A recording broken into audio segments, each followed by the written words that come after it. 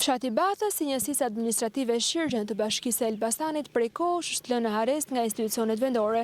Problematika më e madhe e banorëve vijon të mbetet rruga, në cilën prej më shumë se 20 vitesh nuk është bërë asnjë investim. Ata shprehen se të vetmit të mbetur në zonë janë të moshuarit, pasi të rinjt largohen nga vendi për shkak të mungesës së punësimit të ardhurave. Prej shumë vitesh situata vijon të mbetet e njëjtë, ndonse shpesh banorët kanë bërë kërkesa për ta shtruar rrugën.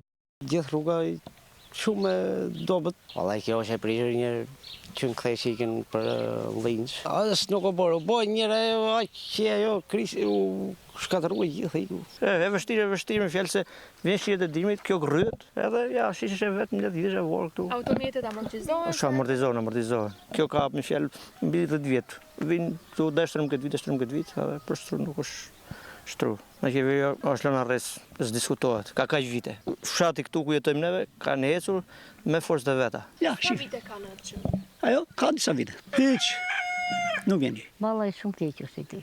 Ja ti e sheh. Keq është, ti ju shihni edhe vetë. E shihni vetë gropa sopa, do të rrullohet me keqen. Ku që kemi kryetar aty? Të vetmit të mbetur në zonë janë të moshuarit, të cilët mundohen të mbijetojnë me të ardhurat që sigurojnë nga pensionet, ndërsa në anën tjetër tokat janë lënë djerë, pasi të rinjt janë larguar. Tu s'ka 2 veta, kiameti 3.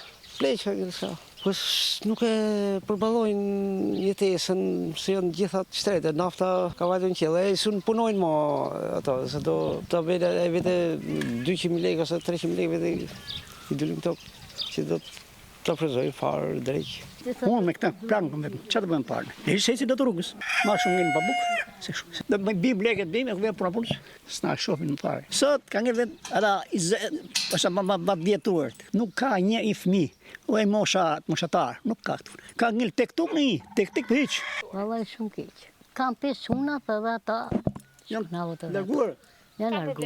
Banorët thonë se janë lënë në arrest dhe kjo situatë nuk është vetëm në fshatin e tyre, por edhe në ato përreth.